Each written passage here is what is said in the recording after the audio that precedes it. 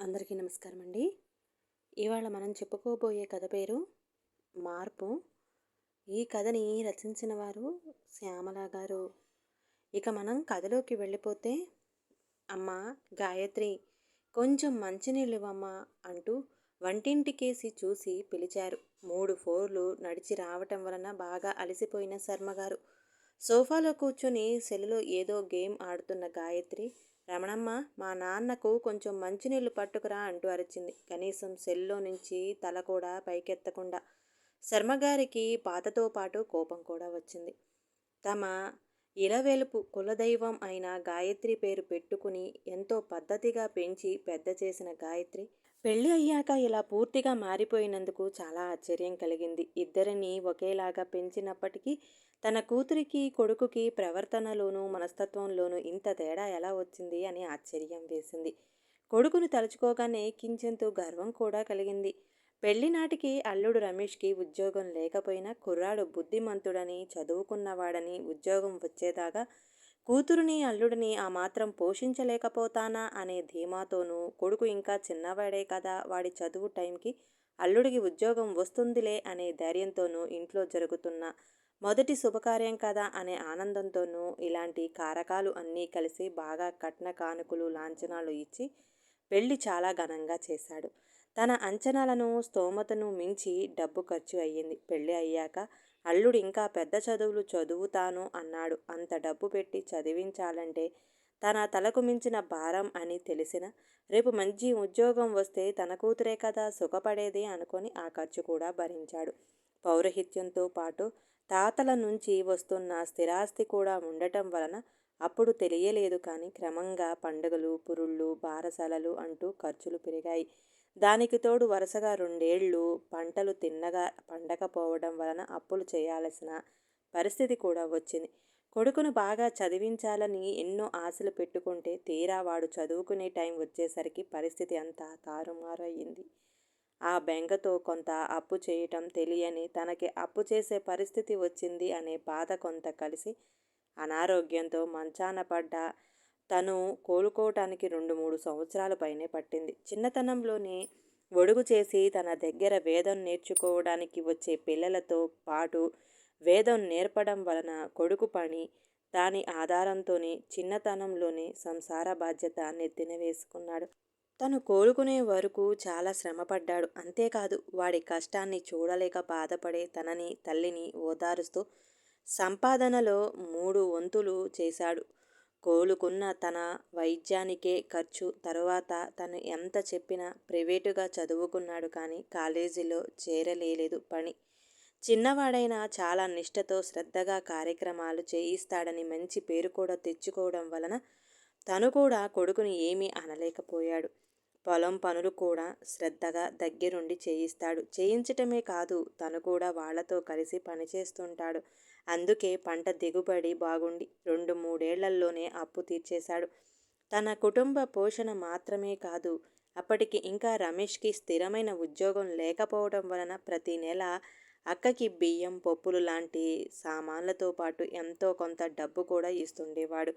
ఇప్పటికీ అల్లుడు స్థిరపడ్డాడు కానీ అత్తవారి పెట్టుపోతల పైన ఆశ మాత్రం తగ్గలేదు. అందుకే పని కూడా ఎప్పుడు అక్క దగ్గరికి వచ్చిన ఉత్తి చేతులతో రాడు. చిన్న వయసులోనే అంత సహనం ఎలా వచ్చిందో తెలియదు.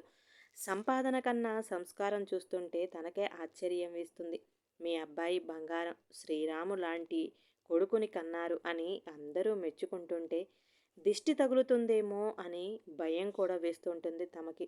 తనను ఏ పని చెయ్యనివ్వడు. పౌరహిత్యంతో పాటు వ్యవసాయం కూడా చూసుకుంటూ మధ్యలో ఏవో పరీక్షలు కూడా రాస్తుంటాడు. తను ఏదైనా సాయం చేద్దామని ఈ పని నేను చేస్తానులే అంటే, మీకు కాలక్షేపం కావాలంటే అమ్మని తీసుకొని మంచి మంచి ప్రదేశాలని చూడండి అంటాడు.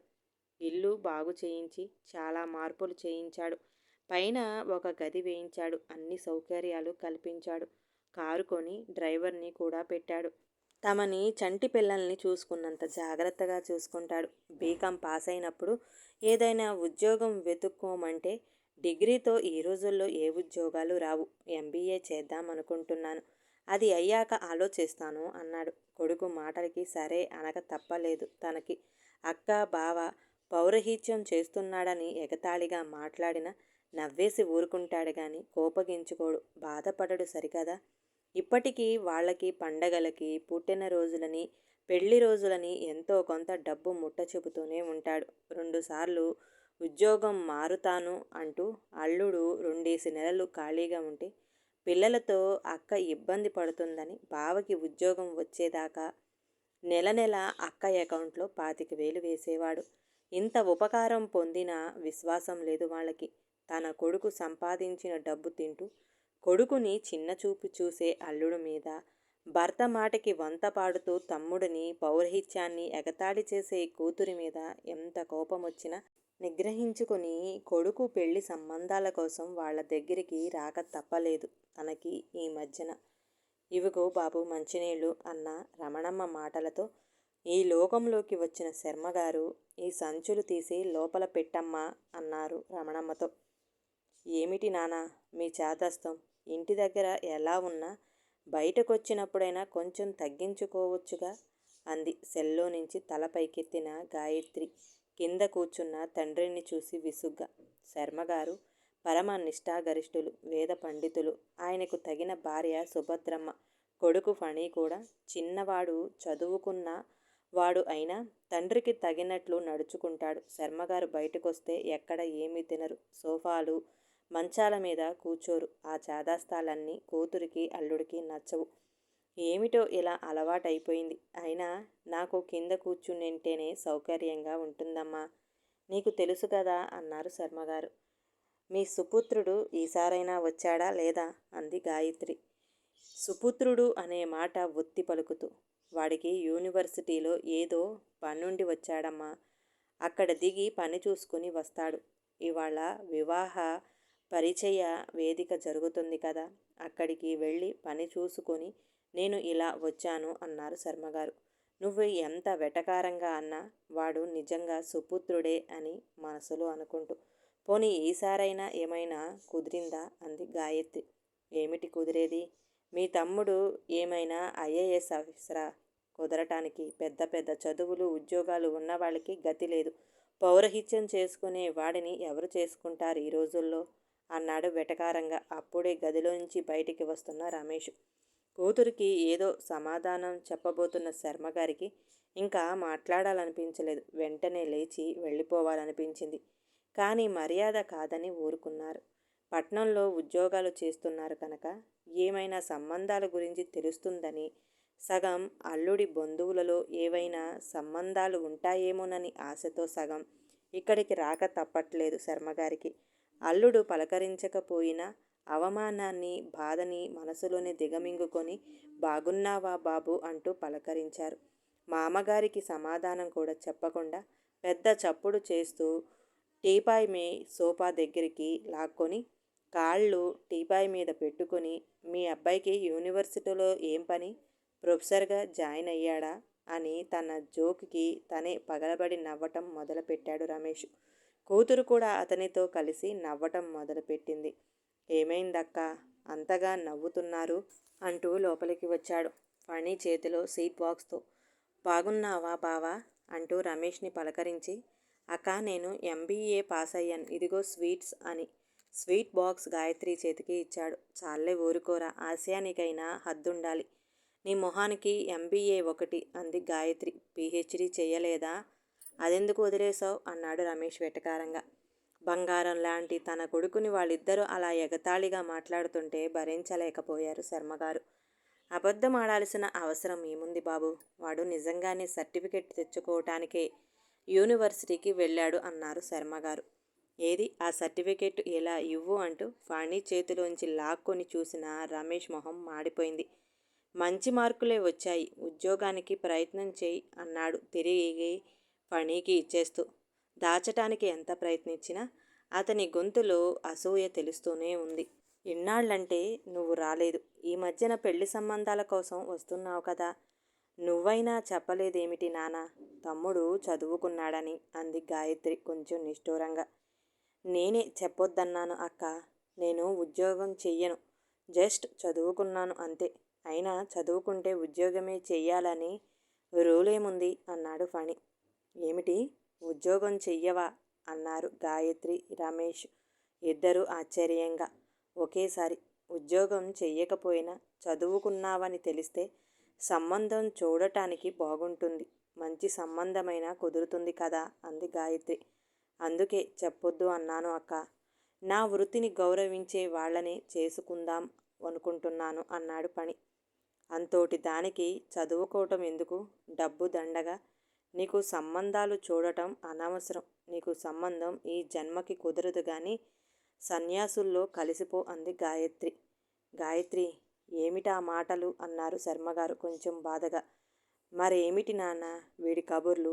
ఇప్పుడేవో 4 డబ్బులు వస్తున్నాయి కదా అని ఆ పౌరహిత్యాన్ని పట్టుకొని వేలాడుతున్నాడు.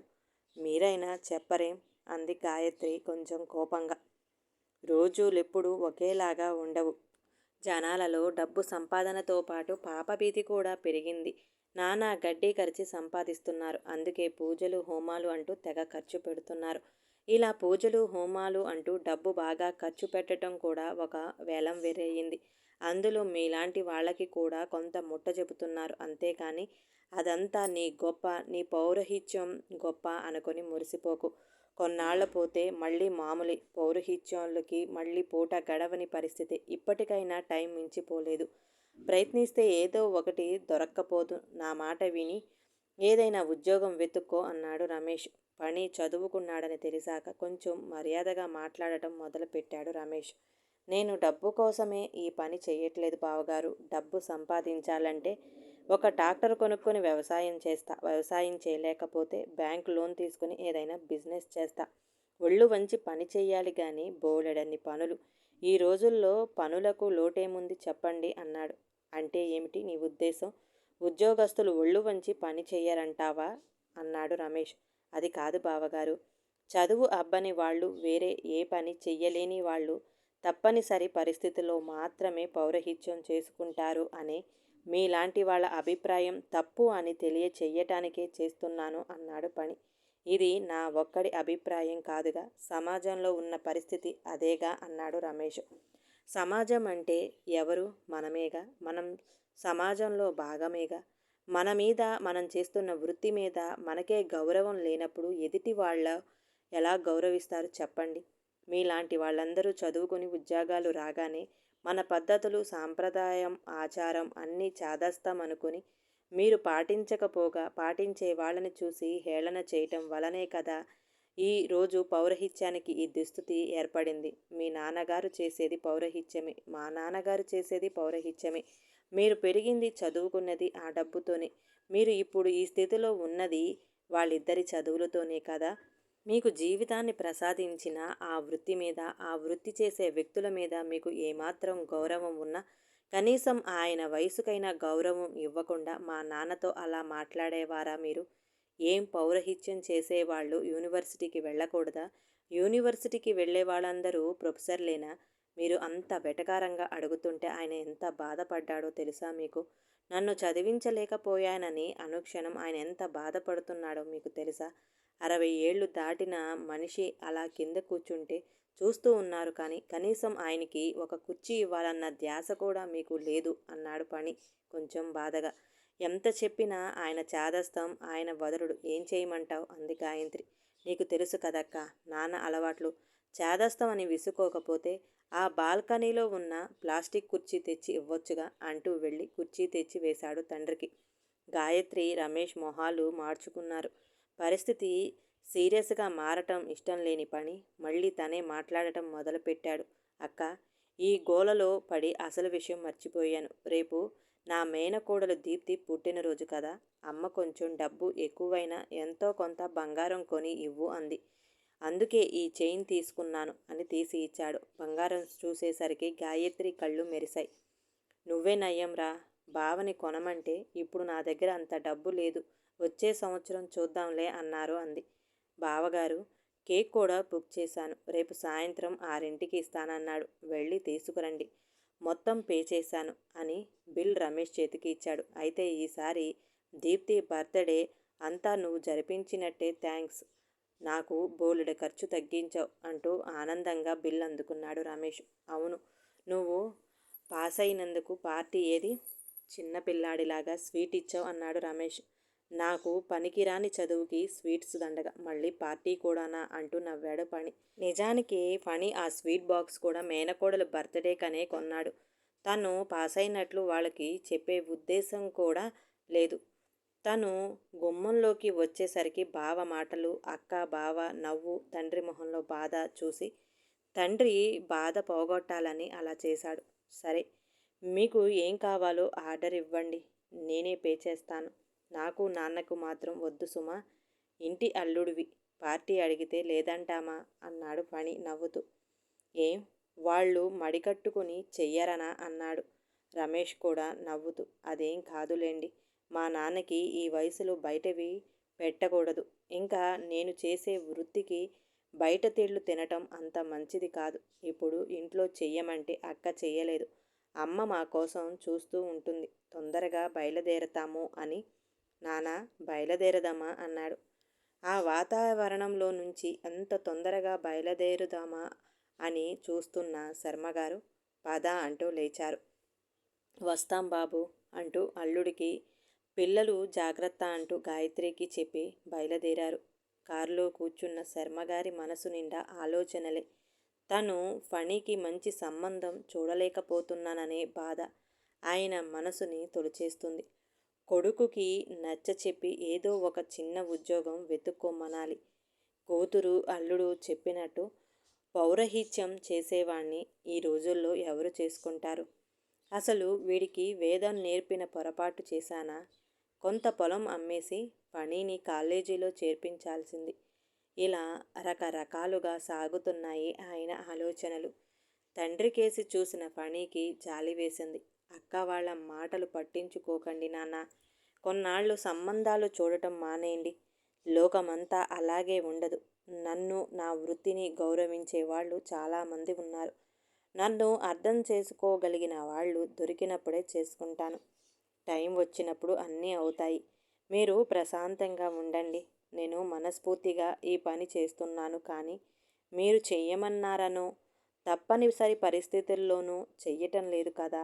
మీరు అనవసరంగా బెంగ పెట్టుకొని ఆరోగ్యం పాడు చేసుకోకండి అన్నాడు. ఇప్పుడు మా మాస్టర్ దగ్గరికి వెళ్దాం. మాస్టర్కి యాక్సిడెంట్ అయినప్పుడు సాయం చేశానని చెప్పాను కదా. వాళ్ళు దాన్ని ఇప్పటికీ మర్చిపోరు. నన్ను కూడా వాళ్ళ అబ్బాయితో సమానంగా చూస్తారు. నేను చదువుకోవడానికి వాళ్ళ ఇంట్లో ఒక రూమ్ కూడా ఏర్పాటు చేశారు. అందుకే నేను పరీక్షలు రాసేటప్పుడు అక్కడే ఎక్కువ టైం గడిపేవాణ్ణి. వాళ్ళ అబ్బాయి కూడా నాకు చదువుకోవటానికి అవసరమైన బుక్స్ తన ఫ్రెండ్స్ దగ్గర నుంచి తెచ్చి ఇచ్చేవాడు. నేను చదువుకుంటున్నంతసేపు ఇంట్లో ఎవరో ఒకళ్ళు పాలో, హార్లిక్సో, జ్యూసో ఏదో ఒకటి తెచ్చి ఇచ్చేవారు. అక్కడుంటే నాకు మన ఇంట్లో ఉన్నట్టే ఉంటుంది. ఇలా మనసు బాగుండనప్పుడు అక్కడికి వెళ్తే మనసుకి ప్రశాంతంగా ఉంటుంది. ఇప్పుడు మిమ్మల్ని అక్కడికి తీసుకెళ్తాను. కొంతసేపు ఆ వాతావరణంలో ఉంటే మీ మనసుకి ప్రశాంతంగా ఉంటుంది. కాసేపు ఉండి ఇంటికి వెళ్ళొచ్చు అన్నాడు. నీ ఇష్టం, నీకు నచ్చిందంటే నాకు నచ్చుతుంది, పద అన్నారు శర్మగారు. మాస్టారు తోటి చెప్పిస్తే వింటాడేమో, ఏదైనా ఉద్యోగం చేస్తానంటాడేమోననే ఆశతో. వాళ్ళ అబ్బాయి హరికి ఈ మధ్యనే పెళ్ళయింది. వాడు, వాడి భార్య శిరీష ఇద్దరు బ్యాంకులో జాబ్ చేస్తున్నారు అన్నాడు ఫణి గేట్ తీస్తూ. కారు, బండి, స్కూటీ అన్నీ ఇంటి దగ్గరే ఉన్నాయి. అందరూ ఇంట్లోనే ఉన్నట్టున్నారు అంటూ కాలింగ్ బెల్ నొక్కాడు ఫణి. అమ్మయ్య, వచ్చావా? ఇవాళ పొద్దుట్నుంచి అమ్మ నిన్నే తలుచుకుంటుంది అన్నాడు తలుపు తీస్తూ హరి. ఫణి పక్కనున్న శర్మగారిని చూసి, అరే, నాన్నగారిని తీసుకొచ్చావా? రండి రండి అని పక్కకి తప్పుకుని శిరీష, ఫణి రూమ్ కీస్ పట్టుకురా అని పిలిచాడు. ఆ రూమ్ తలుపు తీయొద్దులే, ఇక్కడే కూర్చుంటాం కాసేపు అన్నాడు ఫణి. సరే, నీ ఇష్టం అంటూ లోపల నుంచి కొన్ని ప్లాస్టిక్ కుర్చీలు తెచ్చి సోఫా పక్కకి జరిపి ఆ ప్లాస్టిక్ కుర్చీలు వేశాడు. లోపలికి వెళ్ళి తండ్రిని తీసుకొచ్చాడు. నమస్కారం బాబు, ఆరోగ్యం ఎలాగా ఉంది అంటూ పలకరించారు మాస్టారు. శిరీషని పిలిచి కొడుకుకు, కోడలిని శర్మగారి వాళ్ళకి నమస్కారాలు చేయమని చెప్పారు. వాళ్ళు తనకి, ఫణికి ఇస్తున్న గౌరవం చూస్తుంటే శర్మగారికి ఆనందంతో కళ్ళల్లో నీళ్లు తిరిగాయి. అన్నయ్య, అమ్మ ఇన్నాళ్ళు గుళ్ళో నీ పేరు మీద పూజ చేయించింది, సాధువులకి భోజనాలు పెట్టింది అంటూ గుమ్మం దగ్గరికి వచ్చిన 20 ఏళ్ల అమ్మాయి ఫణి పక్కనున్న పెద్దాయనని చూసి గబుక్కున ఆగిపోయింది. మా నాన్న అని పరిచయం చేశాడు ఫణి. ఆమె కూడా శర్మగారి కాళ్ళకి నమస్కారం చేసింది. సోఫాలో కూర్చోవటం మానేసి అందరూ తమతో పాటు ప్లాస్టిక్ కుర్చీలలో స్టూల్ మీద కూర్చున్న ఆ కుటుంబ సంస్కారానికి ఆశ్చర్యం వేసింది. కూతురు అల్లుడి ప్రవర్తన గుర్తుకొచ్చి కొంచెం బాధ కలిగింది. మావయ్య, నేను ఫణి వాళ్ళకి కాఫీ తేనా అంటూ లేచిన శిరీషని కళ్ళతో నివారించి కమలమ్మ గారిని పెట్టమను అన్నారు మాస్టారు. నా కోసం ఒక వంట మనిషిని కూడా పెట్టారు. ఆవిడికి ఎవరూ లేరు. మనవాళ్లే. మన ఇంట్లోనే పెడదాం అనుకున్నాను కానీ అమ్మ వద్దులే, ఇంకా కొన్నాళ్ళు నేను చెయ్యగలను అంది అన్నాడు ఫణి. నా సర్టిఫికెట్ చూడండి మాస్టారు. ఇది అంతా మీ చలువే. ఇప్పుడు నేను మీ శిష్యుడిని మాత్రమే అంటూ మాస్టారుకి నమస్కరించాడు ఫణి. నేను నీకు చదువు మాత్రమే నేర్పాను. నువ్వు నా కుటుంబాన్ని నిలబెట్టావు అంటూ భుజం తట్టి నీకు అంతా మంచే జరగాలి అని దీవించారు మాస్టారు. చదువు సంగతి తరువాత చూద్దాం గాని సంబంధం సంగతి ఏమైంది అంటూ వచ్చారు సుశీలమ్మ గారు. బాగున్నారా బాబు అంటూ శర్మగారికి నమస్కరించి ఫణి పెళ్లి సంబంధం ఏమైంది అన్నారు. పెళ్లి గురించి మాట్లాడకమ్మా, సంబంధాలు కుదరట్లేదని అక్క బావ హేళనగా మాట్లాడారు. ఆయన బాధపడుతుంటే చూడలేక కాసేపన్నా మర్చిపోతారని ఇక్కడికి తీసుకొచ్చాను అన్నాడు ఫణి. అయ్యో, అదేమిటి? నీకు సంబంధం కుదరట్లేదా? నిన్ను చేసుకోవాలంటే ఏ జన్మలోనో పెట్టి పుట్టాలి అన్నారు సుశీలమ్మ గారు. మాస్టారు, నాకొక సాయం చేస్తారా? మా వాణ్ణి ఉద్యోగం చేయటానికి ఒప్పిస్తారా? వాడు బంగారం లాంటి మనిషిని, చదువుకున్నాడని మీకు నాకు తెలుసు. అందరికీ తెలియదుగా. వాణ్ణి చూసిన వాళ్ళందరూ చిన్నప్పుడు చదువుకోక ఆకతాయిగా తిరిగి ఇప్పుడు ఏ పని చేతకాక పౌరహిత్యం చేస్తున్నాడు అనే అనుకుంటారు. కానీ వాడు ఒక మంచి ఉద్దేశంతో చేస్తున్నాడని ఎవరు అనుకుంటారు చెప్పండి అన్నారు బాధగా. నాన్నగారు ఏం చెప్పారో విన్నావా? ఆయన బాధలోనూ అర్థం ఉంది. వాళ్ళకి ఈ మాత్రం ఓపిక ఉన్నప్పుడే నిన్నొక ఇంటివాణ్ణి చెయ్యాలని వాళ్ళ ఆశ అన్నారు మాస్టారు ఫణితో. నన్ను మీరు చదివించారు. ఇంట్లో కూడా పౌరహిత్యమే చెయ్యాలి అని బలవంత పెట్టేవాళ్ళు లేరు. చెయ్యకపోతే గడవదేమో అనే భయం లేదు. కానీ చాలామంది పరిస్థితి ఎంత భయంకరమో మీకు తెలియదు మాస్టారు. తండ్రి సంపాదించిన ఆస్తి ఉండదు. పౌరహిత్యం చెయ్యటం ఇష్టం ఉండదు. ఇంట్లో చదువుకునే పరిస్థితులుండవు. అన్నిటినీ మించి అందరూ తమని ఎగతాళి చేస్తారేమోననే ఆత్మాన్యూనతతో ఏదో జీవోత్సవాలుగా బతుకు ఈడుస్తుంటారు. అలాంటి వాళ్లలో ఆత్మస్థైర్యాన్ని నింపి పౌరహిత్యం చెయ్యటం చిన్నతనం కాదు అని ధైర్యాన్ని నింపాలి. జీవోత్సవాలుగా కాకుండా ధైర్యంగా, మనస్ఫూర్తిగా వాళ్ళు ఈ వృత్తిని చేస్తూ ఈ వృత్తికి వాళ్ళు కుటుంబానికి గౌరవం పెంచేలాగా చెయ్యాలి. అందుకే నేను బాగా చదువుకుని ఈ వృత్తినే చేస్తూ వాళ్ళకి స్ఫూర్తిగా నిలవాలి. మీ మాట కాదంటున్నందుకు క్షమించండి అన్నాడు ఫణి. మరి నువ్వు చదువుకున్నట్టు మీ అక్కకి కూడా తెలియనివ్వలేదు. ఇంకా బయట వాళ్ళకి ఏం తెలుస్తుంది? నువ్వు చదువుకొని ఏం ప్రయోజనం అన్నారు మాస్టారు. మా అక్కకి తెలిస్తే నన్ను పౌరహిత్యం చెయ్యనివ్వదు. వాళ్ళ చుట్టాలలో ఎవరినో ఒకళ్ళని తీసుకొచ్చి ముడిపెట్టి పెళ్ళి అయిన తెల్లారి నుంచి ఉద్యోగం చేస్తావా చస్తావా అని ఆ అమ్మాయితో కలిసి నన్ను తినేస్తుంది. అందుకే పెళ్ళి అయ్యేదాకా మా అక్కకి చెప్పదలుచుకోలేదు అంతే. నేను కార్యక్రమాలు చేయించే అందరి ఇళ్లల్లో తెలుసు నేను చదువుకుంటున్న సంగతి. అయినా నన్ను అర్థం చేసుకొని నా వృత్తిని గౌరవించే వాళ్ళకి నా చదువుతో పనేముంది అన్నాడు ఫణి. వాడి సంకల్పం మంచిది శర్మగారు. మనం అర్థం చేసుకుని ప్రోత్సహించాలి కానీ నిరుత్సాహపరచకూడదు అన్నారు మాస్టారు ఫణిని మెచ్చుకోలుగా చూస్తూ.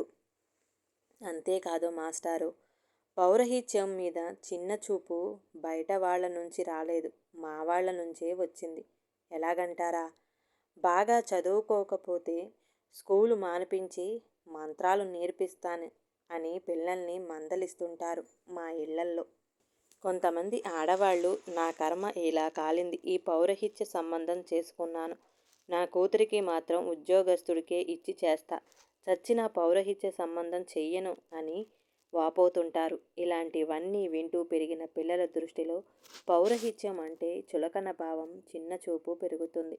తప్పనిసరి పరిస్థితుల్లో ఆడపిల్లలకి పౌరహిత్య సంబంధం చేస్తే ఆ అమ్మాయి 3 రోజుల్లో తెగతెంపులు చేసుకొని రావటమో లేకపోతే ఆత్మహత్య చేసుకోవటమో జరుగుతుంది. ఒకవేళ ఈ రెండూ కాకపోతే కట్టుకున్న వాడికి వాడి తల్లిదండ్రులకి బతికుండంగానే నరకం చూపిస్తుంది. ఇక మగపిల్లలు తప్పనిసరి పరిస్థితులలో పౌరహిత్యం చేయాల్సి వస్తే సాధారణంగా టీనేజ్లో ఉండే కోరికలను చంపుకోలేక, మనసు చంపుకొని బతకలేక ఉభయ భ్రష్టులై ఆ వృత్తికే కళంకం తెస్తుంటారు. అందుకే నా దగ్గర వేదం నేర్చుకోవటానికి వచ్చే వాళ్ళలో పౌరహిత్యం మీద గౌరవం ఉన్నవాళ్ళకి నేను నేర్పుతాను. తల్లిదండ్రుల బలవంతం మీద వచ్చే వాళ్ళకి నేనే ఫీజు కట్టి వేరే ట్యూషన్కి పంపుతా. నన్ను చూసి కొంతమందైనా చదువుకున్న వాళ్ళు పౌరహిత్యం చేయటానికి ముందుకు వస్తే ఈ వృత్తికి మళ్ళీ పూర్వంలాగా గౌరవం లభిస్తుంది. లేకపోతే కొన్ని తరాల తరువాత గుళ్ళో అర్చన చేయటానికి, పెళ్ళిళ్ళు చేయటానికి మనుషులు ఉండరు. రికార్డ్ ఆన్ చేసుకోవటమే అన్నాడు ఫణి. ఫణి కేసి అలా చూస్తూ ఉండిపోయాడు అందరూ. శర్మగారు కళ్ళల్లో నీళ్లతో అలా ఉండిపోయారు.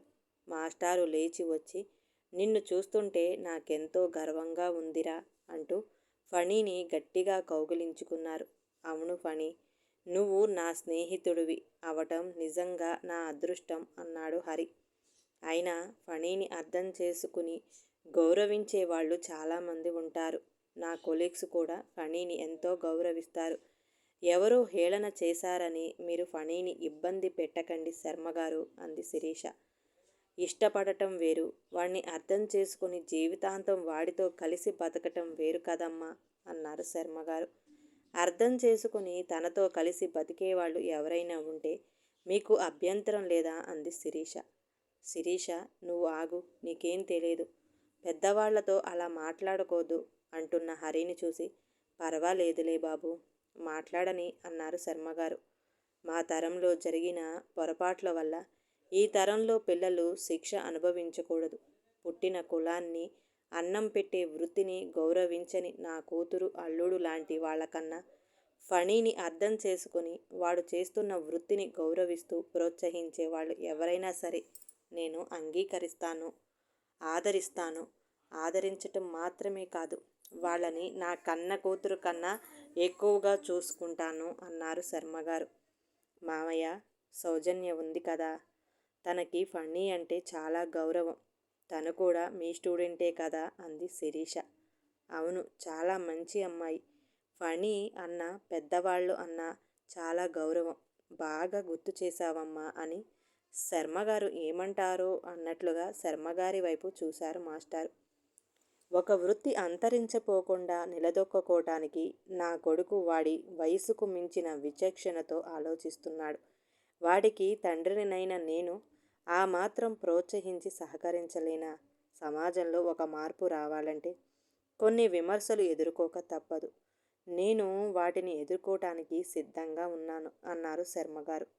ఈ శుభ సందర్భంలో నేను అందరికీ మంచి కాఫీ తెస్తాను అని లేచింది శిరీష.